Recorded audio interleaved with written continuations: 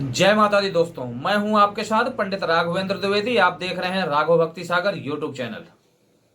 आज हम आप लोगों को माता रानी के विसर्जन का तरीका, विसर्जन की विधि बताने वाला हूं कि आप लोग विसर्जन, जो लोग घरों में माता रानी की चौकी बिठा के रखी हुई है, कई लोगों ने अपने घरों में कलश भी स्थापना की हुई है, तो उनको विसर्जन कैसे करना है।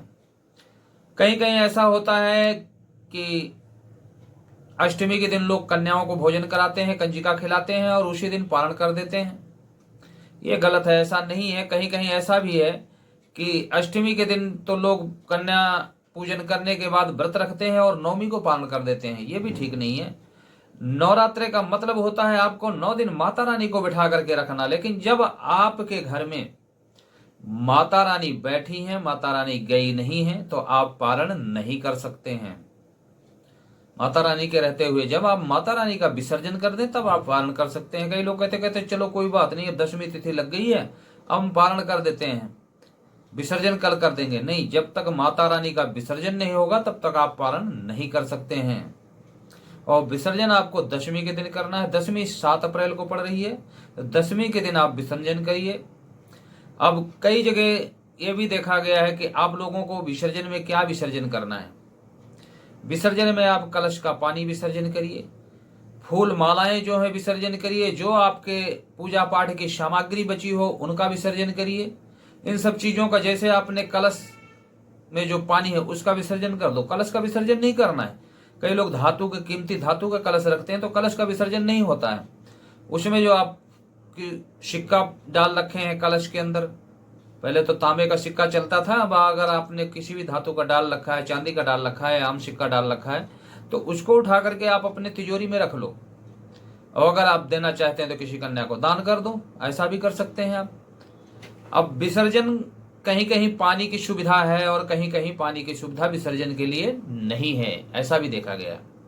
तो अगर आपके यहाँ पानी है तो आपको करना क्या है, आप जो उस चौकी पे लाल कपड़ा बिछा करके रखे हुए हैं उस कपड़े को उठाइए और उठा करके उसमें जो बचे हुए फूल, पात, राख जो भी है वो सारा चीज, चावल जो कटोरी में आप लोगों ने कलश के ऊपर रखा हुआ था उस चावल को भी ले लेना है। ले जा करके इन सब चीजों को उस कपड़े में बांध करके ले जाना है, जिस कपड़े के ऊपर आपने कलश स्थापना करके रखी हुई थी लाल कपड़े में, उसको ले जाओ बहती हुई नदी में। बहते हुए नदी में उसको खोल करके गांठ आप उसको उसमें फेंक देंगे, तो उसमें जो चावल वगैरह पड़े हुए हैं, कहते हैं उनको मछलियां खाएंगी। उसमें जो आपने हवन सामग्री के अलावा जो प्रसाद वगैरह डाल के रखे हुए थे वो भी उसी नदी में जाएंगी, और जो मछलियां हैं उनको वो खाएंगी, उसमें रहने वाले जीव जंतु खाएंगे।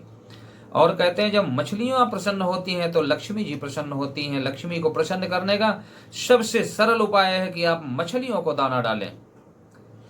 तो ये तो रही विसर्जन की बात पानी वाली, उनको फेंक दिया। और जो पानी आपने कलश में रखा हुआ था, कलश का पानी उसमें गिरा दिया, चला गया। अब उसके बाद अगर आपको पानी की सुविधा नहीं है, आप ऐसी जगह रह रहे हैं कि पानी की सुविधा नहीं है, तो आप जो उसमें राख है उसको आप लोग गमले में डाल दें, पानी जो है पौधों में डाल दें, गमले में डाल दें। जो आपने ज्वारा उगाया हुआ है, ज्वारा जानवर को दे दो, जानवर खा डाले, गाय खा डाले, और ज्वारे की मिट्टी आप लोग गमले में डाल सकते हो। ठीक है, ऐसे करके आप लोग यानी बिना पानी के कलश विसर्जन, माता रानी का विसर्जन कर सकते हैं। जो लोग मूर्तियां रखे हुए हैं, कई बार जो मिट्टी की मूर्तियां आप लोग रखते हो, तो मिट्टी की मूर्ति का विसर्जन कर सकते हो। कहते हैं घर में जो गृहस्थ लोग हैं उनको 6 इंच से बड़ी मूर्ति घर के अंदर स्थापना नहीं करना चाहिए स्थापित। तो आपने मिट्टी की मूर्ति स्थापित कर रखी थी, उसका विसर्जन करो। जो फ्रेम में जड़ी हुई मूर्तियां थी, फ्रेम में थे, उनको लोग आप अपने घर में पूजा स्थान पे रख दो, दोबारा फिर उनका उपयोग करना। ये सब चीजें हैं। अगर जानकारी अच्छी लगी हो तो चैनल को लाइक करना, सब्सक्राइब करना और वीडियो को ज्यादा से ज्यादा शेयर करना। जय माता दी।